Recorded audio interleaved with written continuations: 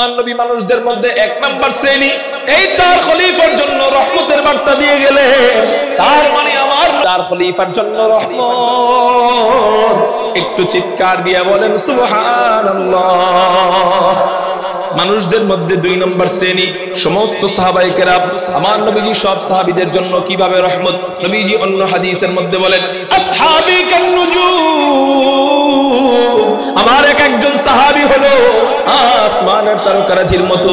বিআইহিম ইক্তাদাইতুম ইহতাদাইতুম, ওই একজন যে কোনো একজন সাহাবীকে ফলো করবা ইহতাদাইতু, তো হেদায়েত পেয়ে যাইবা।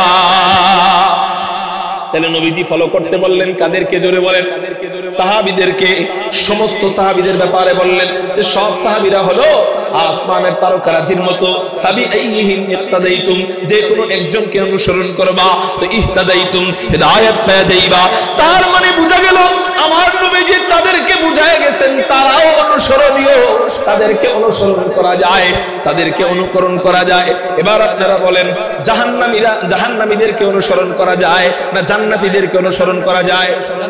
জান্নাতীদেরকে অনুসরণ করা যায়। তাহলে আমার নবীজি বুঝাই দিলেন এই সাহাবীরা ও জান্নাতী। একটু চিৎকার দিয়া বলেন সুবহানাল্লাহ। নবীজি যাদেরকে অনুসরণীয় বললেন তারা জাহান্নামী না জান্নাতী, এটা বুঝাইলেন কে? আমাদের নবীজি। এটা বুঝাইলেন কে? আমাদের নবীজি বুঝাইলেন। আমাদের নবীজি বুঝাইয়া তাদের জন্য গজবের বার্তা দিলেন না রহমতের বার্তা দিলেন? তাহলে বুঝা গেল আমার নবীজি সব সাহাবীর জন্য রহমত। একটু চিৎকার দিয়া বলেন সুবহানাল্লাহ। মানুষদের মধ্যে তিন নম্বর শ্রেণী মুত্তাকি বান্দা, আল্লাহ ওয়ালা বান্দা। বলে বেশি বেশি জিকির করলে, বেশি বেশি আমল করলে খাজা মুঈনুদ্দিন চিশতি হওয়া যায়।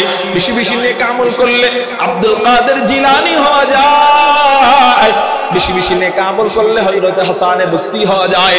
বেশি বেশি নেক আমল করলে হযরত রশিদ আহমদ গঙ্গুহি হওয়া যায়। শেখুল হিন্দ মাহমুদুল হাসান দেওবন্দি হওয়া যায়।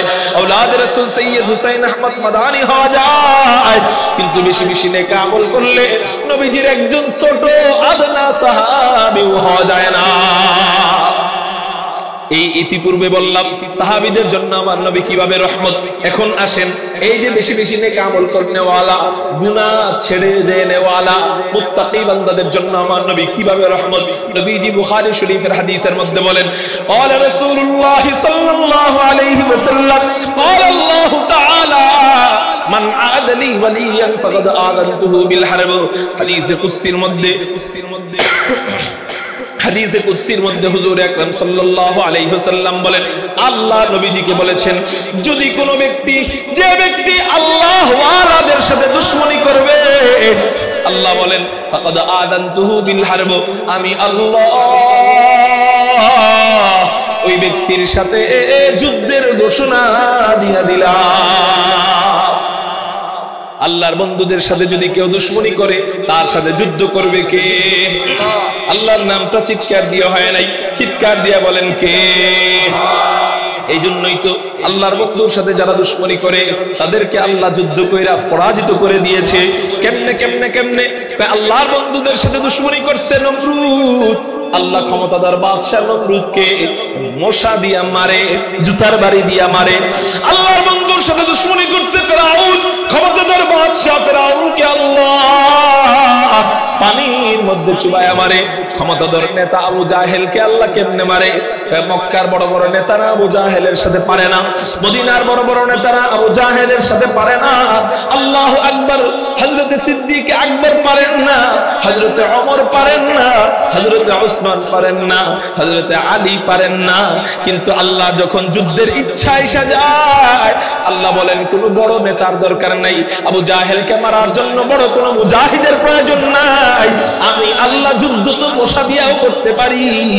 আল্লাহর যুদ্ধ যখন শুরু হয়ে যায়, আল্লাহ দুইজন ছোট নাবালেগ শিশুর মাধ্যমে আল্লাহ আবু জাহেলকে হত্যা কইরা জাহান্নামে পাঠাইয়া দেয়। আলিহি ওয়া আসহাবিহি ওয়া বারাকা ওয়া সাল্লাম وبارك وسلم تسليما كثيرا كثيرا खुसूसन अला सय्यिदिल मुत्तक़ीन वल अबरार साहिबिन नबी फिल गार वल मज़ार अफ़ज़लिस सहाबति बित्तहक़ीक़ खलीफतिन नबी बिला फ़स्लिन इमामिना अबी बक्रिनिस सिद्दीक़ वअला अन्नातिक़ बिस्सवाब वल आदिल बिल किताब इमामिना बिल हक़्क़ उमर इब्नुल ख़त्ताब वअला साहिबिल हयाइ व नाशिरिल क़ुरआन अश-शहीदिल मज़लूम हिन तिलावतिल फ़ुरक़ान इमामिना उस्मान इब्न अफ़्फ़ान वअला साहिबिस सैफ़ वल क़दा व नाशिरिल इल्मि वल हुदा असदिल्लाहिल गालिब इमामिना अली इब्न अबी तालिब रदियल्लाहु तआला अन्हुम अजमईन अम्मा बअदु फ़अऊज़ु बिल्लाहि मिनश शैतानिर रजीम बिस्मिल्लाहिर रहमानिर रहीम वमा अरसलनाका इल्ला रहमतल लिल आलमीन क़ाल सय्यिदुना रसूलुल्लाहि सल्लल्लाहु अलैहि वसल्लम इन्नमा बुइस्तु मुअल्लिमा व इन्नमा बुइस्तु रहमा व क़ाल अलैहिस्सलातु वस्सलाम फ़ी हदीसिन आख़र अना ख़ातमुन नबिय्यीन ला नबिय्य बअदी सदक़ल्लाहु मौलानल अज़ीम व सदक़ रसूलुहुन नबियुल उम्मियुल करीम व नहनु अला ज़ालिका लमिनश शाहिदीन वश्शाकिरीन वज़्ज़ाकिरीन वल्हम्दुलिल्लाहि रब्बिल आलमीन। সকলেই দুরূদ ইব্রাহিম পড়ি। আল্লাহুম্মা সাল্লি আলা মুহাম্মাদিন ওয়া আলা আলি মুহাম্মাদ কামা সাল্লাইতা আলা ইব্রাহিম ওয়া আলা আলি ইব্রাহিম ইন্নাকা হামিদুম মাজিদ। আল্লাহুম্মা বারিক আলা মুহাম্মাদিন ওয়া আলা আলি মুহাম্মাদ কামা বারাকতা আলা ইব্রাহিম ওয়া আলা আলি ইব্রাহিম ইন্নাকা হামিদুম মজিদ। मकसद हो अगर तरबियत लाल बदख्शा, मकसद हो अगर तरबियत लाल बदख्शा, बेसूद है फटके हुए खुर्शीद का परताओ, बेसूद है फटके हुए खुर्शीद का परताओ। दुनिया रिवायात के पंदों में गिरफ्तार, दुनिया रिवायात के पंदों में गिरफ्तार। क्या मदरसा वालों की तगुदाओ, क्या मदरसा वालों की तगुदाओ। कर सकते थे जो अपने ज़माने की इमामत, कर सकते थे जो अपने ज़माने की इमामत। वो कहो न दिमाग अपने ज़माने के पैरो, वो कौन दिमाग अपने ज़माने के पैरो, ला इलाहा इल्लल्लाह। একটু জোরে মোহাব্বতের সাথে লা ইলাহা ইল্লাল্লাহ।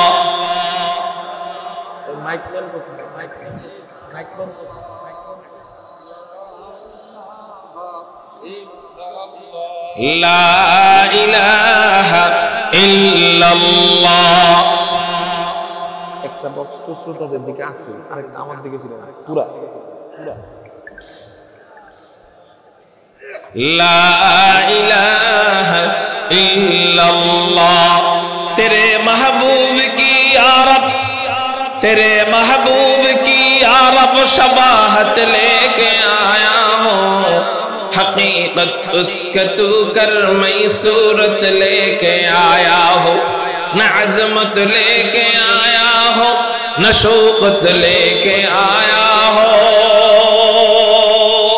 न अज़मत लेके आया हो न शौकत लेके आया हो, मोहब्बत लेके आया हो, मोहब्बत लेके आया हो। ला इलाहा इल्लल्लाह।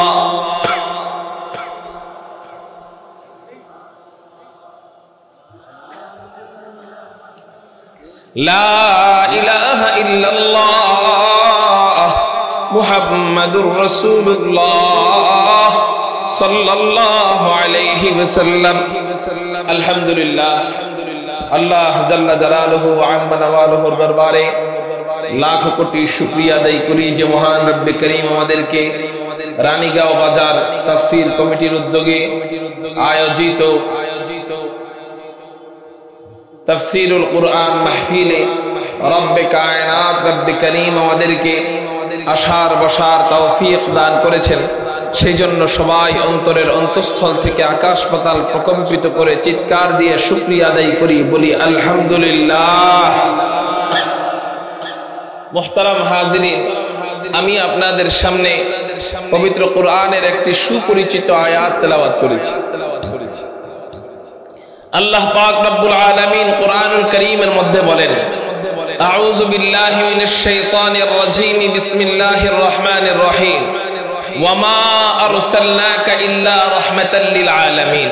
হে রাসূল, আমি আপনাকে গোটা জগতের জন্য রহমত স্বরূপ প্রেরণ করেছি। চিৎকার দিয়ে বলেন সুবহানাল্লাহ। রহমতের ব্যাখ্যা কি? আমার নবীকে আল্লাহ পুরা জগতের জন্য রহমত স্বরূপ প্রেরণ করেছেন। এই রহমতের ব্যাখ্যা কি? ব্যাখ্যা বোঝার আগে রহমতের অর্থ বুঝি। রহমতের শাব্দিক অর্থ হলো দয়া। আমার নবীজিকে আল্লাহ সমস্ত জগতের দয়া স্বরূপ প্রেরণ করেছেন। সমস্ত জগতের জন্য আমার নবী দয়ার সুসংবাদ দিয়েছেন। সমস্ত জগৎবাসীর জন্য আমার নবী দয়ার কথা শুনিয়েছেন। সমস্ত জগৎবাসীর জন্য আমার নবী দয়ার রাস্তা দেখিয়ে দিয়েছেন। এই হলো এক। আরেক অর্থ হলো, সেই অর্থটা ডাইরেক্ট অর্থ না, এই অর্থটা ইনডাইরেক্ট অর্থ। আমার নবী সমস্ত জগতের রহমত, তার মানে হলো আমার নবী গোটা জগতের নবী। আমার নবী গোটা জগতের জন্য যেমন রহমত, আমার নবী গোটা জগতের নবী, তার মানে আমার নবী বিশ্ব নবী মুহাম্মদুর রাসূলুল্লাহ সাল্লাল্লাহু আলাইহি ওয়াসাল্লাম। আগে দয়া স্বরূপ কিভাবে এটার অর্থ করি, এরপরে ইনশাআল্লাহ আমার নবী কিভাবে বিশ্ব নবী, আল্লাহ আমাদের নবীজিকে বিশ্ব নবী হিসেবে কি কি আলাদা দান করেছেন, এটা নিয়ে ইনশাআল্লাহ বয়ানের শেষের দিকে আলোকপাত করার চেষ্টা করব। আগে বলি, আমার নবী গোটা জগতের জন্য কিভাবে দয়া, আমার নবী গোটা জগতের জন্য কিভাবে রহমত নিয়ে এসেছেন, আমার নবী গোটা জগতের জন্য কিভাবে রহমত।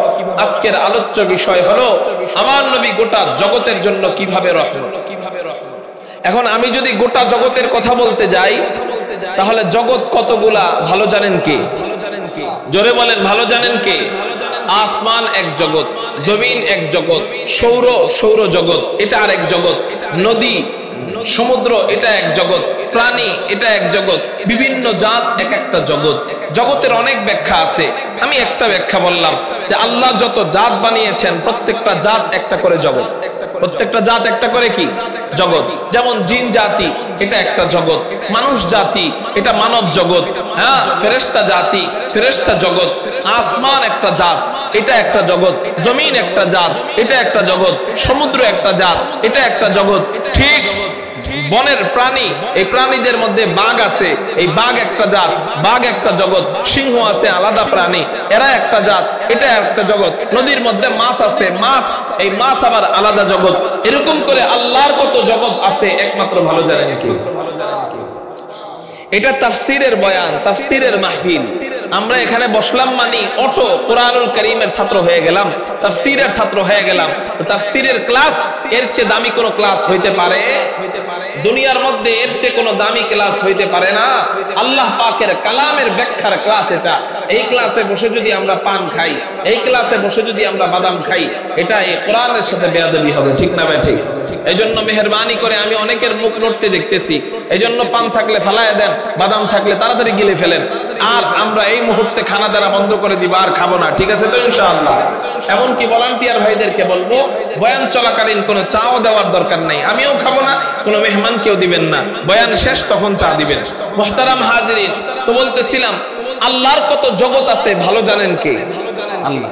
এই জন্য সব জগতের জন্য আমার নবী কিভাবে রহমত, এটা নিয়ে আলোচনা করলে আলোচনা শেষ হবে অল্প সময়ে, শেষ হবে না। কারণ আল্লাহর কত জগৎ আছে, যতটুকু আমরা জানি এটাও আলোচনা শেষ করা সম্ভব না।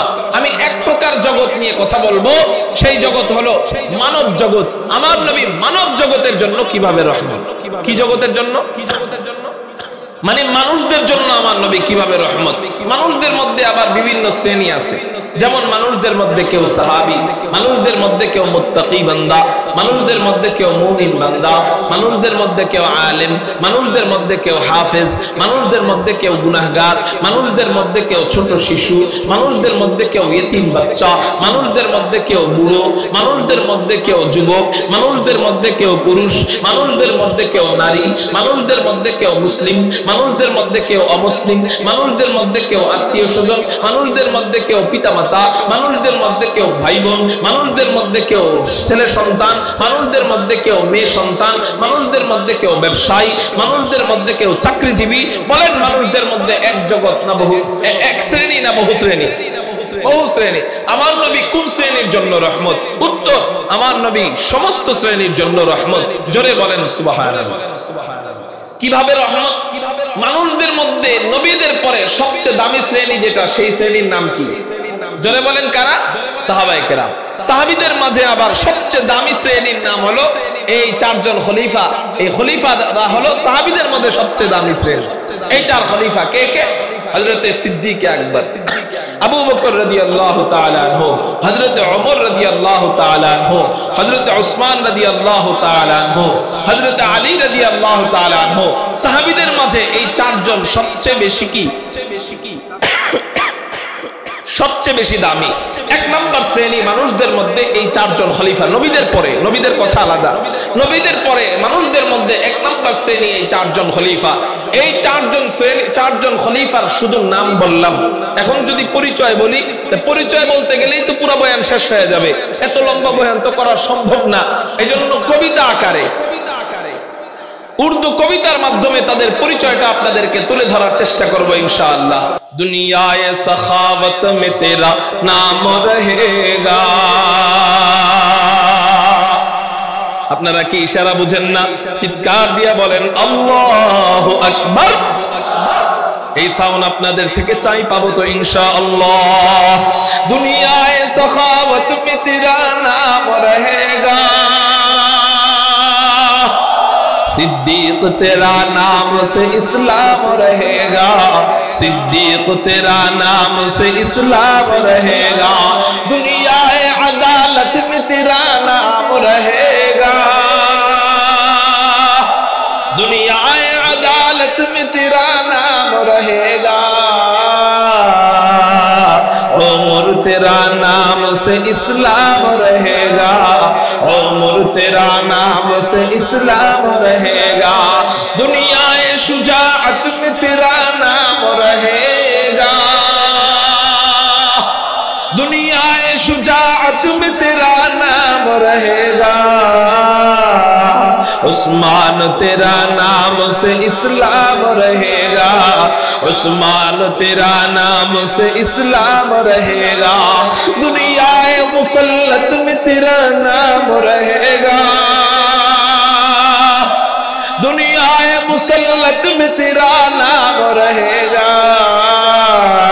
अली तेरा नाम से इस्लाम रहेगा, अली तेरा नाम से इस्लाम रहेगा। कारो जबान जरा बंद থাকে না, চিৎকার দিয়ে বলি না আল্লাহু আকবার। এই হলো চার খলিফার সংক্ষিপ্ত পরিচয়। আমার নবীজি এই চার খলিফার জন্য কিভাবে রহমত। নবীজি ইবনে মাজাহ শরীফের 42 নম্বর হাদিসের মধ্যে বলেন, ক্বালা রাসূলুল্লাহ সাল্লাল্লাহু আলাইহি ওয়াসাল্লাম ইন্নাহু ফাসায়ারা ইখতিলাফান কাসীরান। নবীজি হাদিসের মধ্যে বলেন, আমি চলে যাওয়ার পর তোমাদের জামানায় অনেক ইখতিলাফ দেখা দিবে, আমি চলে যাওয়ার পর তোমাদের সময় অনেক মতানৈক্য দেখা দিবে, আমি চলে যাওয়ার পর তোমাদের জামানায় বিভিন্ন মাসাইল নিয়ে অনেক মতানৈক্য দেখা দিবে। এই মতানৈক্য যখন দেখা দিবে তোমরা তখন কিংকর্তব্য বিমূঢ় হয়ে যায় না। বলেন বর্তমানে মতানৈক্য চলতেছে কি চলতেছে না? কেউ নামাজের ভিতরে হাত বাঁধে এখানে, কেউ হাত বাঁধে নাভির নিচে, কেউ হাত বাঁধে ছাইড়া, কেউ হাত ছাইড়া দেয়। এইরকম করে করে কেউ রমজান মাসে তারাবি পড়ে 20 রাকাত, কেউ তারাবি পড়ে 8 রাকাত, কেউ দুরুদ বৈশা পড়ে, কেউ দুরুদ দাঁড়ায়া পড়ে, কেউ আলেমদের সাথে থাইকা তাবলীগ করে, কেউ সন্ত্রাসদের সাথে থাইকা তাবলীগ করে, কেউ আলেমদের সাথে থাইকা তাবলীগ কইরা জান্নাত চায়, কেউ সন্ত্রাসদের সাথে। সন্ত্রাস না রে, টঙ্গীর ময়দানে আমাদের মাথার মধ্যে আঘাত করতেছিল। টঙ্গীর ময়দানে মাদ্রাসার ছোট ছোট তলবে আলেমদেরকে তুরাগ নদীর মধ্যে চুবায়া যারা মারছিল, এদেরকে বড় জোর স্বৈরাচার বলতে পারি, স্বৈরাচার ছাড়া এদেরকে আর কিছুই বলতে পারি না। সবার মুখে বৈষম্যর কথা মানায়, কিন্তু কোন স্বৈরাচার যদি বলে আমার সাথে বৈষম্য হয়, তাহলে এটা মানায় না, বরং করে জুতা পিটা দিতে হয়। হিন্দু যদি বলে আমি বৈষম্যের মধ্যে আছি, আমরা বলবো তোমার বৈষম্য আমরা দূর করব। ইহুদি যদি বলে আমরা বৈষম্যের মধ্যে আছি, আমরা বলবো তোমাদের বৈষম্য দূর করব। খ্রিস্টান যদি বলে আমরা বৈষম্যের মধ্যে আছি, আমরা বলবো তোমাদের বৈষম্য দূর করব। যত সংখ্যালঘুরা আছে সবাই যদি বলে আমরা বৈষম্যের মধ্যে আছি, আমরা বলবো আমরা সকলে মিলে দেশ সংস্কার করতেছি, অতএব বৈষম্য দূর করে দিব। ইহুদির ধর্ম পালন করে থাকুক, আমরা পাহারা দিব। হিন্দুর ধর্ম পালন করে থাকুক, প্রয়োজনে আমরা মূর্তি পাহারা দিব, কোনো বৈষম্য হবে না। কিন্তু কোন স্বৈরাচারের দোসররা যদি আইসা বলে যারা নাকি হাসিনা সাইনবোর্ড ব্যবহার কইরা টঙ্গীর ময়দানে আলেমদের মাথার মধ্যে লাঠি দিয়ে আঘাত করতেছিল, ওরা যদি বলে যে আমরাও বৈষম্য চাই, আমরা বলবো তোদেরকে কোনো বৈষম্য দেওয়া হবে না, তোদেরকে যেখানে পাওয়া যাবে সেখানে জুতা পিটা করা হবে। কারণ সবার মুখে বৈষম্যর কথা মানায়, স্বৈরাচারের মুখে বৈষম্যর কথা মানায়। তো তোরা যদি বৈষম্যর কথা কস, তাহলে আওয়ামী লীগ হাসিনাও তো বৈষম্যর কথা হতে পারে না? তোর মুখে যদি বৈষম্য আসে, তা হাসিনাও তো কইতে পারে যে আমিও বৈষম্যের শিকার। সবাই যদি কয়, চোরেও যদি কয় আমি বৈষম্যের শিকার, তাহলে দেশে শাস্তি দিবে কাকে? দেশ বিচার করবে কার? তোরা তো সন্ত্রাস। তোরা যদি বৈষম্যের কথা বলস, তাহলে দেশটা বিচার করবে কাদেরকে? দেশটা তো পরিবর্তন হইতেছেই সন্ত্রাসীদেরকে জেলে ঢুকানোর জন্য। তোদেরকে বড় জোর জেলে ঢুকাইতে হবে, ঠিক না ভাই? ঠিক। আল্লাহ আমাদেরকে হেফাজত করুক, বলি আমিন। অনেক কথা আছে, বয়ান লম্বা হবে দেখে বললাম না। ওই গ্রুপে তুই তুকারি কেন করলাম? এই জন্য করলাম, একটা কথা বলি। ওই গ্রুপের আমির বলে যে ইমাম সাহেবে ইমামতি কইরা যে টাকা পায়, কোরআনের হাফেজ সাহেবরা হেফজু পড়ায় যে টাকা পায়, এই টাকা নাকি বেশ্যার টাকার চেয়ে নিকৃষ্ট। আচ্ছা, একজন পান দোকানদার পান বিক্রি করে, তাও মাসে আয় হয়, লাভ হয় কমপক্ষে 15-20 হাজার, ঠিক না ভাই? ঠিক। কিন্তু একজন মাদ্রাসার হেফজখানার শিক্ষক, একজন আলেম 3টা বাজে, ভোর রাত 3টা বাজে উঠা রাত্রে 11টা বাজে ঘুমাইতে যায়, বিশ্বাস হয় না এটা? 3টা বাজে মাদ্রাসায় যায়। আপনার অসম্ভব মনে হবে, মাদ্রাসায় থাকলে বুঝবেন যে আসলে আমি কথা মিথ্যা বললাম না, সত্য। 3টা বাজলে 4 5 6 7 8 9 10 11 12 1 2 3 4 5 6 7 8 9 10 11 20 ঘন্টা। রাত দিন মিলায় কয় ঘন্টা? 20 ঘন্টা একজন হেফজখানা শিক্ষক জাগনাই থাকে। কয় ঘন্টা জাগনা থাকে? 20 ঘন্টা জাগনা থাকে। শুধু জাগনা না, বলে ছাত্রদের পিছনে সব সময়, কারণ মা বাবার 2জন ছাত্র, 2জন সন্তান কন্ট্রোল করা কষ্ট হয়ে যায়। 2জন ছেলে কন্ট্রোল করা মা বাবার কষ্ট হয়ে যায়। সেখানে 100-150 ছাত্র তাদের চোখের সামনে থাকে। এদেরকে কন্ট্রোল করতে গেলে হাতে ব্যাট নিতে হয়, রাগ করতে হয়, অনেক সময় শাসন করতে হয়। এই যে গরুর রাখালের মতো সারাদিন খাটলো, রাত 3টা থেকে নিয়ে পরের দিন রাত 11টা পর্যন্ত খাটলো। বেতন তো হওয়ার দরকার ছিল কমপক্ষে 2.5 থেকে 3 লাখ টাকা, ঠিক না ভাই? ঠিক। একজন ডাক্তারের বেতন যদি হয় 3-4 লাখ, ওই হাফেজ সাহেবের বেতন তো হওয়ার দরকার ছিল 2.5 থেকে 3-4 লাখ, আরো বেশি। কিন্তু তার বেতন দেয় মাত্র 10,000 টাকা, 8,000 টাকা, 6,000 টাকা, 5,000 টাকা। বলেন এই বেতন কি? এই বেতন কি বিলাসিতা নাকি ঠেকায় পড়ে এতটুকু সংসার চালানোর জন্য নেয়? এখন আপনারা বলেন 10,000 টাকার বেতন দিয়া কয়টা সংসার চলবে? একটা সংসারে চলবে? চলে বর্তমান বাজার মূল্যে 10,000 টাকার বেতন। 10,000 টাকা নিয়ে বাজারে যায়, দেখবেন প্রথমবার বাজারেই চলে যাবে 7-8 10,000 টাকা। স্বাভাবিক পরিবারের বাজার, ঠিক না বেটি? এই বেতন দেয় যে সে পোলাপানদেরকে না খাওয়াইতে পারলে মারা যাবে, এই জন্য এই বেতন টুক দেয়। এখন এই বেতনটা যদি হয় বেশ্যার ইনকামের চেয়েও খারাপ, তাহলে আমরা আপনাদেরকে বলবো, ও সাত গ্রুপের লোকেরা, আমাদের এই এলাকার সব হেফজখানার হুজুরকে বিদায় করে দিই, তোমরা ফ্রি আমগো কিছু হুজুর দাও, আমগো লাভ হইব, কারণ আমগো আর হুজুরকে বেতন দিতে হইব না। তোমরা ফ্রি কিছু হুজুর দাও, দেখিনি 2-3 মাস থাকে, বেতন ছাড়া দেখি 2-3 মাস থাকেনি। আল্লাহর কসম করে বলি, বেতন ছাড়া 5 দিনও থাকবে। থাকবে? এই ইমাম সাহেব আসেনি মসজিদ? এখানে কোনো মসজিদ নাই? ওই কোন দিকে?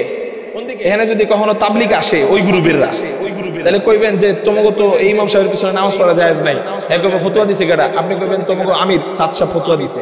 এই ইমাম সাহেব তো টাকা যে কামাই করে, এরা বেশ্যার টাকার থেকেও খারাপ, এর পিছনে নামাজ পড়া জায়েজ নাই। তখন আপনারা কইবেন যে তোমাদের থেকে একজন মাগনা ইমাম দাও, আমাকে 10,000 টাকা সেভ হবে। পারবেন নি কইতে? মাগনা ইমাম দিতে পারবে? পারবেনি? জীবনেও পারবে না। এই জন্য ভাই মুহতারাম হাজিরিন, ফতুয়ায় তারা নিজেরাই তাদের আমিরের ফতুয়া মানে না, আবার এদিক দিয়ে আলেমগুলোকে বিরোধিতা করতে যায়, আমিরের লেগে মোহাম্মদ করে মরে যায়। নিজের আমিরের কথাই মানে না। আমির কইছে ক্যামেরাওয়ালা মোবাইল পকেটে নিয়ে নামাজ পড়লে নামাজ হইব না। কেন? মোবাইলের ভিতরে ছবি থাকে। আচ্ছা, তাহলে শেখ মুজিবের টাকার ছবি পকেটে নিয়ে নামাজ পড়ে? কোন সাত গ্রুপের কেউ দেখছেন নি টাকাটা বাইর করে সেজদার যেখানে সেজদা দিব ওই জায়গা থেকে সরাইয়া টাকাটা পাশে রেখে নামাজ পড়ছে? দেখছেন নি? কেন দেখেন নাই? তাবলিগে যাওয়ার পরে দেখেন তো এরা ওই টাকাটা কই রাখে? বেডিং এর ভিতরে ঢুকায় রাখে নাকি সামনে রাখে? পকেটে রাখে। তাহলে ক্যামেরাওয়ালা মোবাইল দিয়ে যদি নামাজ না হয়, টাকা তো ডাইরেক্ট প্রিন্ট করা ছবি, ওই ছবি দিয়ে নামাজ হয় কেন? হ্যাঁ, আল্লাহ আমাদেরকে বুঝার তৌফিক দান করুক বলি আমিন। আল্লাহ তাদেরকে হেদায়েত দান করুক বলি আমিন। এইবার আমরা ইস্তেমায় যাব আলেমদের সাথে। জোরে বলেন কাদের সাথে? আল্লাহ আমাদের নিয়তকে কবুল করুক বলি আমিন। তো বলতেছিলাম, নবীজি বলেন তোমাদের জামানায় অনেক ইখতিলাফ দেখা দিবে, অনেক মতানৈক্য দেখা দিবে। কি দেখা দিবে? মতানৈক্য, ইখতিলাফ। ওই মতানৈক্যর সময় তোমরা কি করবা? নবীজি ফর্মুলা শিখিয়ে দিচ্ছেন, আলাইকুম বিসুন্নতি ওয়া সুন্নাতিল খুলাফাইর রাশিদিনাল মাহদিয়িন। নবীজি বলেন আমি তোমাদেরকে ফর্মুলা শিখিয়ে দিলাম। 1 নাম্বার ফর্মুলা হলো তোমরা আমি নবীজির সুন্নতকে আঁকড়ে ধরবা, তো তোমরা হেদায়েতের পথ পেয়ে যাইবা। 2 নম্বর ফর্মুলা হলো ওয়া সুন্নাতিল খুলাফাইর রাশিদিনাল মাহদিয়িন, আমার সুপথপ্রাপ্ত খলিফাদের সুন্নতকে আঁকড়ে ধরবা, তো তোমরা জান্নাতের পথ পেয়ে যাইবা। এখানে নবীজি খলিফাদেরকে বললেন আর রাশিদিন আল মাহদিয়িন, অর্থাৎ যারা সুপথপ্রাপ্ত, যারা জান্নাতের পথ পেয়ে গিয়েছে তাদেরকে বলা হয় আর রাশিদিন আল মাহদিয়িন। নবীজি তাদেরকে আর রাশিদিন আল মাহদিয়িন বলে বুঝায় গেলেন এরা সুপথপ্রাপ্ত। এবার আপনারা বলেন সুপথপ্রাপ্তরা জান্নাতি না জাহান্নামী? জান্নাতি। আর জান্নাতীরা কি কখনো জান্নাতীরা কি জান্নাতীরা যে জান্নাতে যাবে, নবীজি যাদের ব্যাপারে জান্নাতি হিসাবে ঘোষণা দিয়ে গেলেন, তাদের জন্য আমার নবীজি রহমত না গজব? রহমত। তাহলে বোঝা গেল আমার নবী মানুষদের মধ্যে 1 নাম্বার শ্রেণী। এই 4 খলিফার জন্য রহমতের বার্তা দিয়ে গেলে, তার মানে আমার 4 খলিফার জন্য রহমত। একটু চিৎকার দিয়ে বলেন সুবহানাল্লাহ। মানুষদের মধ্যে 2 নম্বর শ্রেণী সমস্ত সাহাবায়ে কেরাম। আমার নবীজি সব সাহাবীদের জন্য কিভাবে রহমত? নবীজি অন্য হাদিসের মধ্যে বলেন আসহাবি কান্নুজুম, আমার একজন সাহাবী হলো আসমানের তারকারাজির মতো। নবী আইহিম ইক্তাদাইতুম ইহতাদাইতুম, ওই একজন যে কোনো একজন সাহাবীকে ফলো করবা, ইহতাদাইতু তো হেদায়েত পেয়ে যাইবা। তাহলে নবীজি ফলো করতে বললেন কাদেরকে? জোরে বলেন। সাহাবীদেরকে। সমস্ত সাহাবীদের ব্যাপারে বললেন যে সব সাহাবীরা হলো আসমানের তারকারাজির মতো। তাবি আইহিম ইক্তাদাইতুম, যে কোনো একজনকে অনুসরণ করবা তো ইহতাদাইতুম হেদায়েত পেয়ে যাইবা। তার মানে বোঝা গেল আমার নবীজি তাদেরকে বুঝায় গেছেন তারাও অনুসরণীয়, তাদেরকে অনুসরণ করা যায়, তাদেরকে অনুকরণ করা যায়। এবার আপনারা বলেন জাহান্নামীদেরকে অনুসরণ করা যায় না জান্নাতীদেরকে অনুসরণ করা যায়? জান্নাতীদেরকে অনুসরণ করা যায়। তাহলে আমার নবীজি বুঝাই দিলেন এই সাহাবীরা ও জান্নাতি। একটু চিৎকার দিয়া বলেন সুবহানাল্লাহ। নবীজি যাদেরকে অনুসরণীয় বললেন তারা জাহান্নামী না জান্নাতি? এটা বুঝাইলেন কে? আমাদের নবীজি। এটা বুঝাইলেন কে? আমাদের নবীজি বুঝাইলেন। আমাদের নবীজি বুঝাইয়া তাদের জন্য গজবের বার্তা দিলেন না রহমতের বার্তা দিলেন? তাহলে বোঝা গেল আমার নবীজি সব সাহাবীর জন্য রহমত। একটু চিৎকার দিয়া বলেন সুবহানাল্লাহ। মানুষদের মধ্যে 3 নম্বর শ্রেণী মুত্তাকি বান্দা, আল্লাহ ওয়ালা বান্দা। বলে বেশি বেশি জিকির করলে, বেশি বেশি আমল করলে খাজা মুঈনুদ্দিন চিশতি হওয়া যায়। বেশি বেশি নেক আমল করলে আব্দুল কাদের জিলানী হওয়া যায়। বেশি বেশি নেক আমল করলে হযরত হাসান বসরি হওয়া যায়। বেশি বেশি নেক আমল করলে হযরত রশিদ আহমদ গঙ্গুহি হওয়া যায়। শেখুল হিন্দ মাহমুদুল হাসান দেওবন্দি হওয়া যায়। আওলাদ রাসূল সৈয়দ হুসাইন আহমদ মাদানী হওয়া যায়। কিন্তু বেশি বেশি নেক আমল করলে নবীজির একজন ছোট আদনা সাহাবীও হওয়া যায় না। এই ইতিপূর্বে বললাম সাহাবীদের জন্য আমার নবী কিভাবে রহমত। এখন আসেন এই যে বেশি বেশি নেক আমল করনেওয়ালা, গুনাহ ছেড়ে দেনেওয়ালা মুত্তাকি বান্দাদের জন্য আমার নবী কিভাবে রহমত। নবীজি বুখারী শরীফের হাদিসের মধ্যে বলেন ক্বালা রাসূলুল্লাহ সাল্লাল্লাহু আলাইহি ওয়াসাল্লাম ক্বালা আল্লাহু তাআলা মান আদালি ওয়ালিয়ান ফাকাদ আযানতুহু বিল হারব। হাদিসে কুদসির মধ্যে হুজুর আকরাম সাল্লাল্লাহু আলাইহি ওয়াসাল্লাম বলেন, আল্লাহ নবীজিকে বলেছেন যদি কোনো ব্যক্তি, যে ব্যক্তি আল্লাহ ওয়ালাদের সাথে দুশমনি করবে, আল্লাহ বলেন ফাকাদ আযানতুহু বিল হারব, আমি আল্লাহ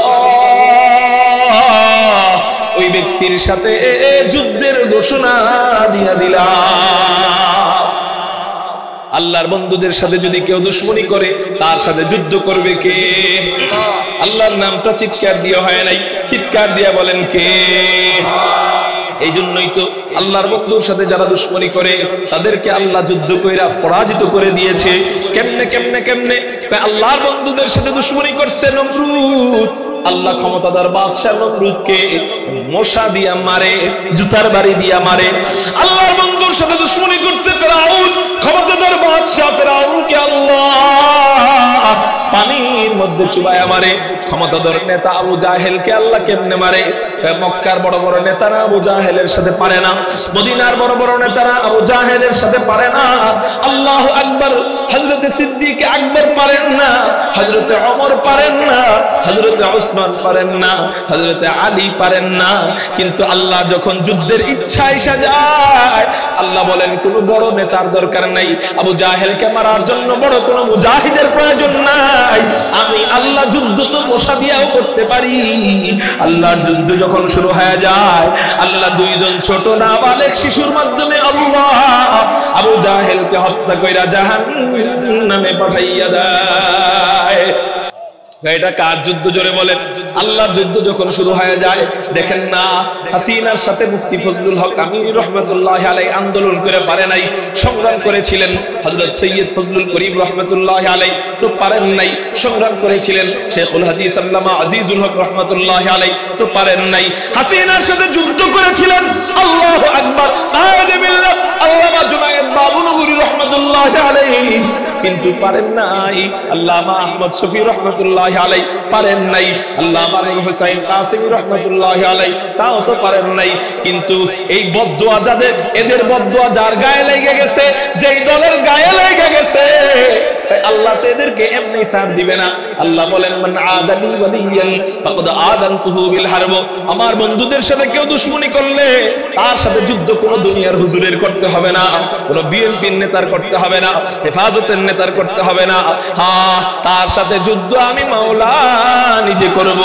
আল্লাহর যুদ্ধ যখন শুরু হয়ে যায়, আল্লাহর যুদ্ধ যখন শুরু হয়ে যায়, বলে কোনো বড় বড় নেতার প্রয়োজন হয় না, বড় কোনো পাহলোয়ানের প্রয়োজন হয় না। আল্লাহ স্কুলের ছোট ছোট বাচ্চাদের মাধ্যমে আন্দোলন করায়া, জুতা পিটা দিয়া দিয়া শিয়াল এবং কুকুরের মতো এদেরকে দেশ ছাড়া কইরা দেয়।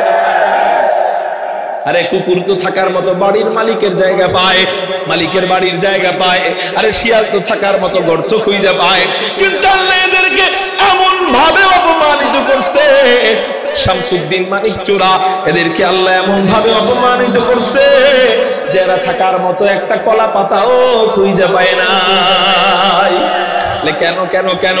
নবীজি জানায় গেছেন 1450 বছর আগে আল্লাহ ওয়ালাদের ব্যাপারে, মান আদালি ওয়ালিয়ান ফাকাদ আযানতুহু বিল হারব। আমার বন্ধুর সাথে কেউ দুশমনি করবে, আল্লাহ বলেন আল্লাহ ওয়ালার সাথে আমার বন্ধুর সাথে কেউ দুশমনি করবি, তোর সাথে যুদ্ধ আমি আল্লাহ নিজে করব। আল্লাহ যুদ্ধ যখন শুরু হয়ে যায়, তখন পুলিশেও ঠেকাইতে পারে না, সেনাবাহিনীও ঠেকাইতে পারে না, র্যাবরাও ঠেকাইতে পারে না। আল্লাহ এক একজনকে এমন ভাবে অপমানিত করেন, ইতিহাসের পাতায় এত অপমানিত কোন প্রেসিডেন্ট হয়েছে আমার জানা নাই। এমন ভাবে অপমানিত করেন যে তার মূর্তির মাথার মধ্যে পোলা পাঞ্জায়া টয়লেট করে, তার বাবার মূর্তির মাথার মধ্যে পোলা পাঞ্জায়া শিশু করে। আল্লাহ এমন ভাবে অপমানিত করেন। এগুলা কেন? এগুলা আল্লামা আহমদ শফি রাহমাতুল্লাহি আলাইহির বদদুয়ার ফসল। কায়েদে মিল্লাত জুনায়েদ বাবুনগরী রাহমাতুল্লাহি আলাইহির বদদুয়ার ফসল। নিরূহ আলেম বান্দার জিন্দা শাহজালাল আল্লামা মামুনুল হক, আল্লামা মামুনুল হক সাহেবের মতো সৈনিকদের বিরুদ্ধে ধর্ষণের মামলা দেওয়ার ফসল। এগুলা আর কিছু না, আল্লাহ ওয়ালাদের বদদুয়া যাদের গায়ে লেগে যায় তাদের অবস্থা এমনই হয়ে যায়। এই জন্য ভাই আজকে একটা প্রতিজ্ঞা করেন যে কোন আল্লাহ ওয়ালার নজরিয়া যদি আপনার বুঝে না আসে, চুপ থাকবেন, কিন্তু কোন ওলির বিরুদ্ধে কলম ধরবেন না, মুখ খুলবেন না, তাদের বিরুদ্ধে গীবত শিকায়াত করবেন না। কারা কারা রাজি আছেন? আল্লাহু আকবার বলে দুই হাত আল্লাহরে দেখান। রাজি আছেন ইনশাআল্লাহ? আল্লাহ তুমি কবুল করো। হাত কেন উঠাইলাম? আমরা আল্লাহর সাথে যুদ্ধ করতে পারবো? পারবো না। এই জন্য কোন ওলির বিরোধিতা করতে পারবো? এখান দিয়ে দেখা যায় অমুক আল্লাহ ওয়ালা একটা ভুল করছে, সে ফেরেশতা না মানুষ? ভুল করতে পারে না। অমুক আল্লাহ ওয়ালা ভুল করছে, ভুলের কারণে ওলি কেমনে হয়? বলে ওলি দমে দমে ইস্তেগফার পড়েই তো হয়, দমে দমে ইস্তেগফার পড়েই ওলি হওয়া যায়। তো ওই আল্লাহ ওয়ালা ভুল করে ইস্তেগফার পড়া আল্লাহর কাছে পবিত্র হয়ে গেছে, কিন্তু আপনি মরণের আগ পর্যন্ত তার ওই ভুলের গীবত করলেন, তার বিরুদ্ধে লেখালেখি কইরা আপনার আমলনামাগুলো তার আমলনামায় পাঠায়া তার জান্নাতি বানায় দিলেন, আর আপনি নিজে গীবত কইরা জাহান্নামী হয়ে গেলেন। এই জন্য ওলিদের বিরুদ্ধাচরণ কখনো করব না। তো নবীজি ওলিদের ব্যাপারে বলেন মান আদালি ওয়ালিয়ান ফাকাদ আযানতুহু বিল হারব। আল্লাহ ওয়ালার সাথে দুশমনি করলে তার সাথে যুদ্ধ করবে আল্লাহ। নবীজির এই হাদিস থেকে বোঝা যায় আমার নবী ওলিদের জন্য রহমত। একটু চিৎকার দিয়ে বলেন সুবহানাল্লাহ। এই গেল মুত্তাকি বান্দাদের ব্যাপারে আলোচনা। এবার হলো 4 নাম্বার, মানুষদের মধ্যে 4 নাম্বার শ্রেণী মুমিন বান্দা। চিৎকার দিয়া বলেন কি বান্দা? মুমিনদের জন্য আমার নবী কিভাবে রহমত। হযরত আব্দুল্লাহ ইবনে ওমর রাদিয়াল্লাহু তাআলা আনহু উনি হাদিস বর্ণনা করেন, উনি বলেন ইয়াতুফুন নবী সাল্লাল্লাহু আলাইহি ওয়াসাল্লাম বিল কাবা, হুজুর আকরাম সাল্লাল্লাহু আলাইহি ওয়াসাল্লাম একবার কাবা শরীফ তাওয়াফ করতেছিলেন। কাবা শরীফ তাওয়াফ করার সময় নবীজি কাবাকে লক্ষ্য করে বলতে লাগলেন, মা আতিয়াবাকি, হে কাবা তুমি কতই না উত্তম, মা আতিয়াবারি হাকি, হে কাবা তোমার ঘ্রাণ কতই না আকর্ষণীয়, মা আযমাকি, হে কাবা তুমি কতই না মহান, ওয়া মা আযমা হুরমাতাকি, হে কাবা তোমার সম্মান আল্লাহর কাছে কতই না উঁচু। কিন্তু কাবা তুমি কি জানো তোমার চেয়েও দামি কে? আমার চেয়েও দামি কে? নবীজি উত্তর দেয়, ওয়াল্লাযী, নিজেই প্রশ্ন করে নিজেই উত্তর দেয়, ওয়াল্লাযী নাফসু মুহাম্মাদিন বিয়াদি, যেই সত্তার হাতে আমি মুহাম্মাদের জীবন, সেই সত্তার শপথ করে বলতেছি রে কাবা, লা হুরমাতুল মুমিনি আযমু ইনদাল্লাহি হুরমাতান মিনকি মালিহি ওয়া দামিহি। নবীজি বলেন একজন মুমিনের জান, একজন মুমিনের মাল, একজন মুমিনের সম্মান ও কাবা তোমার চেয়ে আল্লাহর কাছে কোটি গুণ বেশি। চিৎকার দিয়া বলেন না সুবহানাল্লাহ। একজন মুমিনের জাত, একজন মুমিনের মাল, একজন মুমিনের সম্মান কাবার চেয়েও নাকি আল্লাহর কাছে কোটি গুণ বেশি। তার মানে বোঝা গেল আমার নবীজি মুমিনদের ব্যাপারে এই সুসংবাদ দিয়ে গেলেন, আমার নবী মুমিনদের জন্য কি, জোরে বলেন কি, রহমত। আরে ভাই, নিজেকে মুমিনের চেয়ে দামি বানাইতে চান? হ্যাঁ, নিজেকে কাবার চেয়ে, নিজেকে কাবার চেয়ে দামি বানাইতে চান? কারা কারা চান? আল্লাহু আকবার বলে হাত দুটো দেখান। আল্লাহ এই হাতগুলা কবুল করে নাও, বলি আমিন। হাত নামান। কাবার চেয়ে যদি দামি বানাইতে চাই তাহলে আমি কি করব? আজকে থেকেই নামাজ শুরু করে দিব, আজকে থেকেই দাড়ি রাখা শুরু করে দিব, মুমিন হয়ে যাব। আল্লাহর কাছে আমি নিজেকে কাবার চেয়েও দামি বানায় দিব। তাহলে মুমিনদের ব্যাপারে 1450 বছর আগে এই রহমতের বার্তা দিয়ে গেলেন যিনি, তার নাম কি?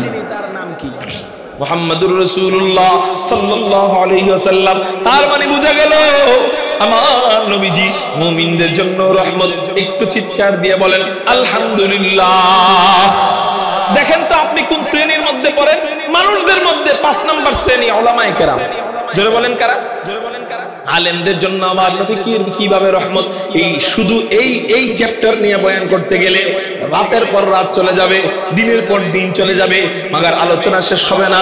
আলেমদের জন্য আমার নবী কিভাবে রহমত, লম্বা কথা এটা।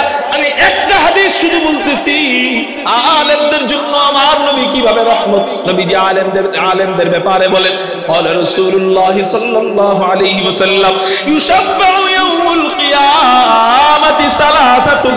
নবীজি বলেন হাশরের ময়দানে আমাকে সুপারিশের অনুমতি দেওয়ার পর আল্লাহ আরো 3টা গ্রুপকে সুপারিশের অনুমতি দিবেন।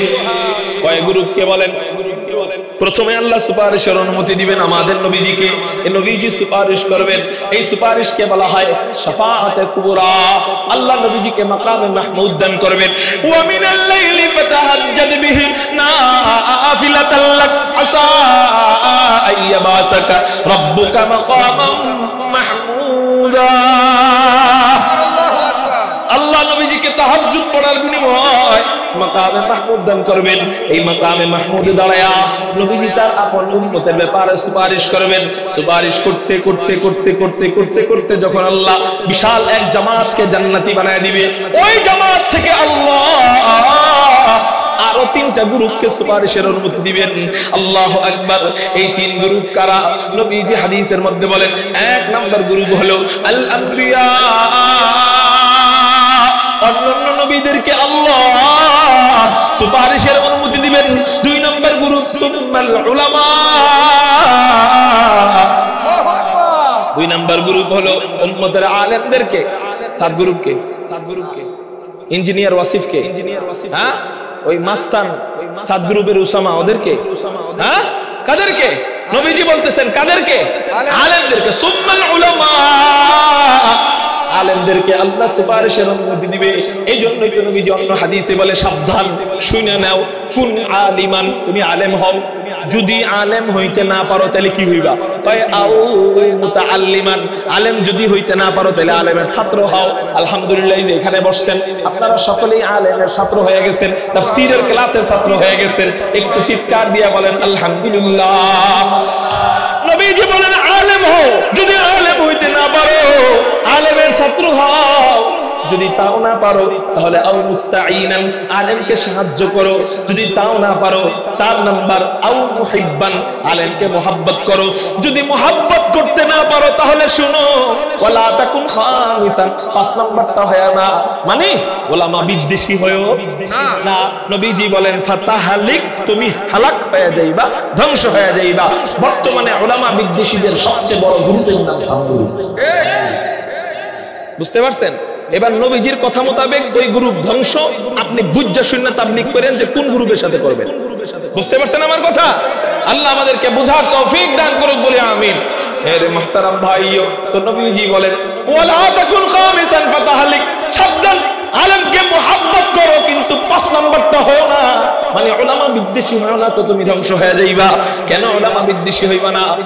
আলেমরা সুপারিশ করবে, আলেমদেরকে যারা মোহাব্বত করবে আল্লাহ ওই আলেমদেরকে অনুমতি দিবেন। ও আলেমরা বল তোরে কারা কারা মোহাব্বত করতো? আলেমরা বলবে আল্লাহ এই যে গ্রুপটা আমাকে মোহাব্বত করতো, আল্লাহ বলবেন তোরে সুপারিশের অনুমতি দিলাম। আলেম সুপারিশের অনুমতি দিবে, সুপারিশের অনুমতি দেওয়ার পর আলেম সুপারিশ কইরা আলেমকে কমপক্ষে যারা মোহাব্বত করতো তাদেরকে নিয়ে আলেম জান্নাতে চলে যাবে। তাহলে বলি আলেমদের সাথে দুশমনী রাখবো? তাহলে কয় প্রকার ব্যক্তিকে নবীজি ব্যতীত আরো কয় প্রকারকে সুপারিশের অনুমতি দেওয়া হবে? এই হাদিসে 3 প্রকার, কিন্তু আমি মোটমাট সব হাদিস একত্রিত করে আমার গবেষণায় যতটুকু পাইছি নবীজি ছাড়া আরো 12 প্রকার সুপারিশের অনুমতি পাবে। কয় প্রকার?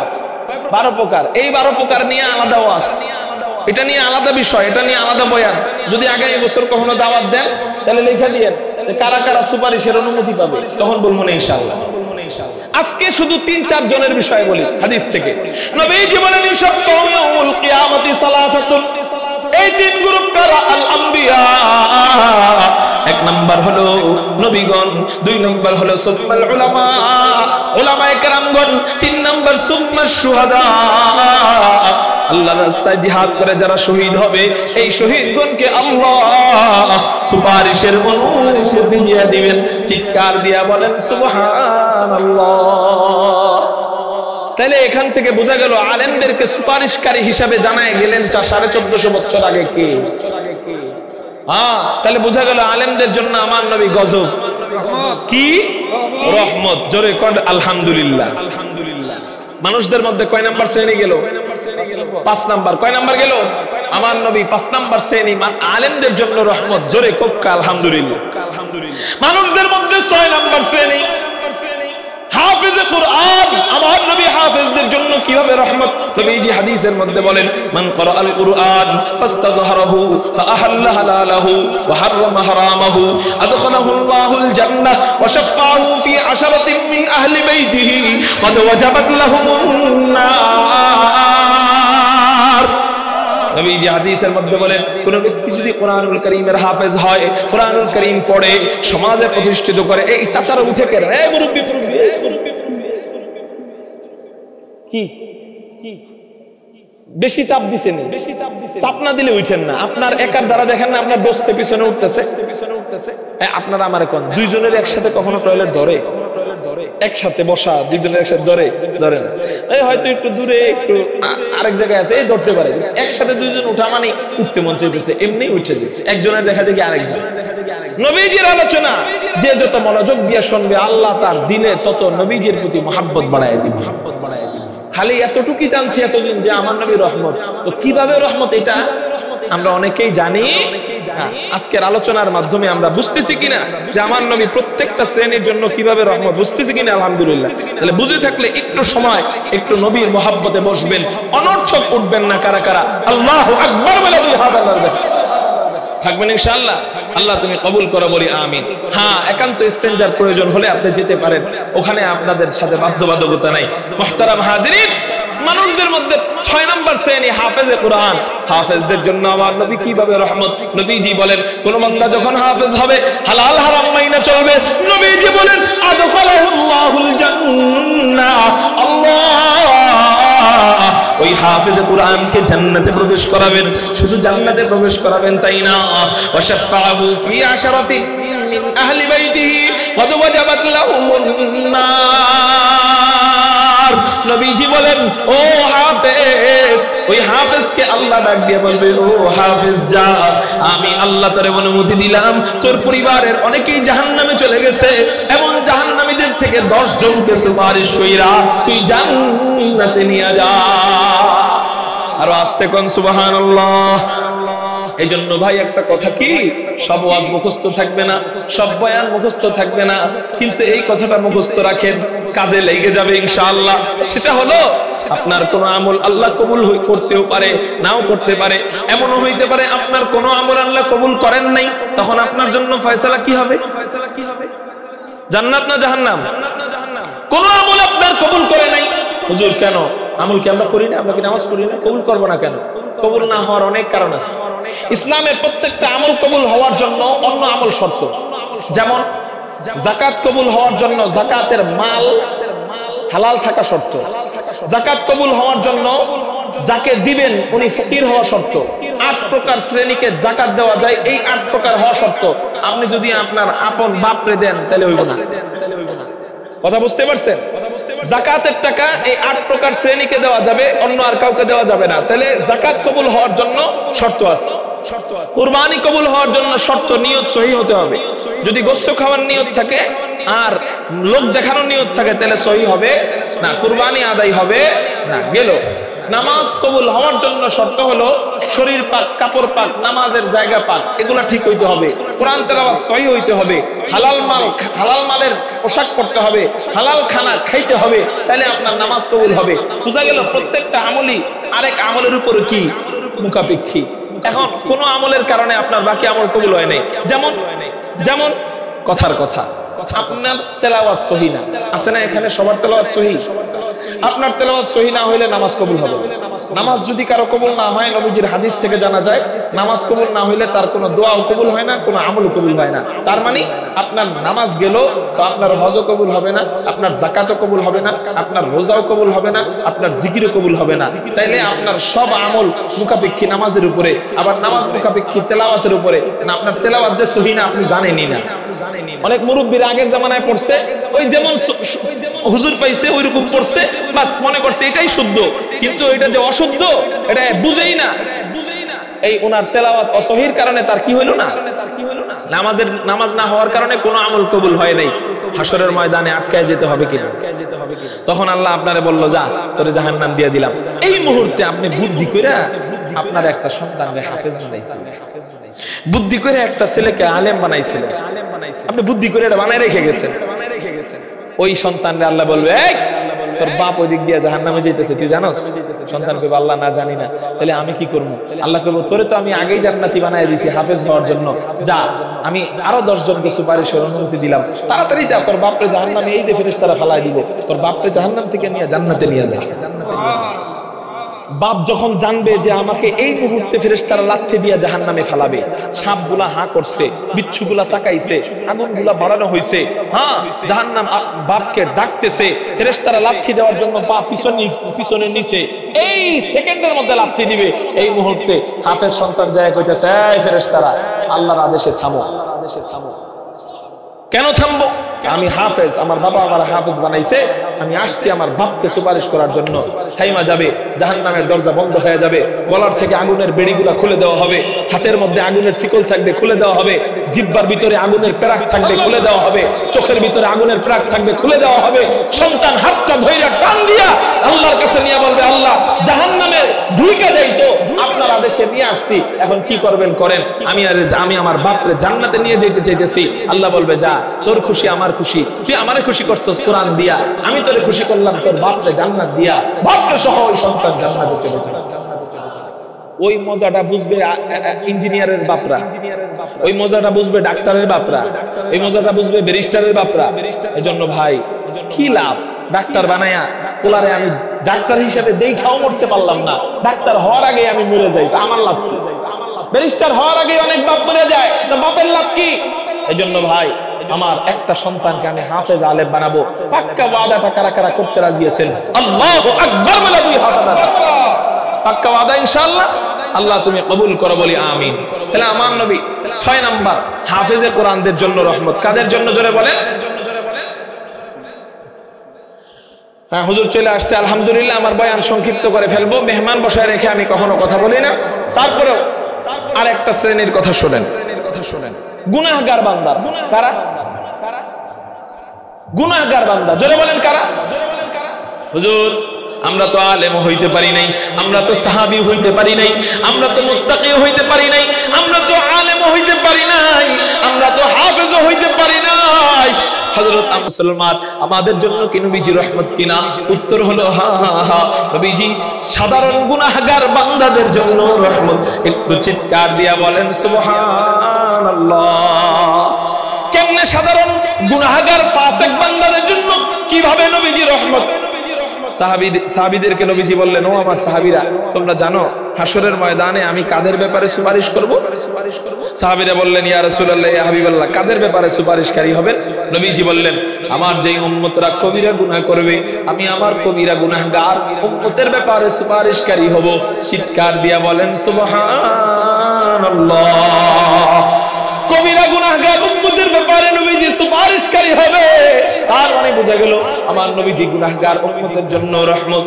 একটু চিৎকার দিয়া বলেন না সুবহানাল্লাহ। এটাই আল্লাহ বলেন, এই যে 7 শ্রেণীর ব্যাপারে বর্ণনা করলাম, আমার মাথার মধ্যে কমপক্ষে 50 শ্রেণী আছে। কয় শ্রেণী? কমপক্ষে 50টা শ্রেণী।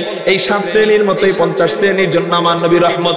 এইরকম করে 50 শ্রেণীর জন্য আমার নবী যেইভাবে রহমত, তদ্রূপ ঠিক একই ভাবে আমার নবী গোটা জগতের জন্য রহমত, গোটা জগৎবাসীর জন্য রহমত। চিৎকার দিয়া বলেন না সুবহানাল্লাহ।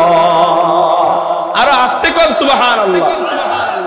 তাহলে এই রহমতওয়ালা নবীকে পায়া আমরা খুশি না বেজার? জোরে বলেন খুশি না বেজার? এই রহমতওয়ালা নবী, এই রহমতওয়ালা নবী আমাদের শেষ নবী। এই নবীর পরে আমাদের আর কোনো নবী নাই। এই নবীর পরে আমাদের আর কোনো নবী নাই। যদি কেউ বলে এই নবীর পরে নবী আছে, সে বিনা দলিলে কাফের। বিনা দলিলে কি? কাফের। জোরে বলেন বিনা দলিলে কি? দলিল তো করে, বিনা দলিলে সে কাফের। যে ওকে কাফের মনে করবে না, সেও কাফের। সেও কি? লম্বা ওয়াজের সময় নেই, পরিষ্কার দুই একটা কথা বলে যাই।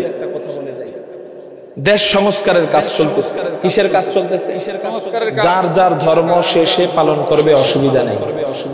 যার যার মতাদর্শ সে লালন করবে, অসুবিধা নাই। কিন্তু মুসলমানদের নাম দিয়ে কোন কাদিয়ানি যদি আমাদের দেশে ফিতনা ফাসাদ করে যায়, আমাদেরকে যদি প্রয়োজনে উলামায়ে কেরাম ওই নবীজির ইজ্জত হেফাজত করবার জন্য, ওই নবীজির সম্মান হেফাজত করবার জন্য তাজা রক্তের ডাক দেয়, তাজা কলিজার ডাক দেয়, কারা কারা জিহাদের ময়দানে নবীর ইজ্জত হেফাজতের জন্য প্রস্তুত হয়ে যাইবা, আল্লাহু আকবার বলে দুই হাত আল্লাহকে দেখা।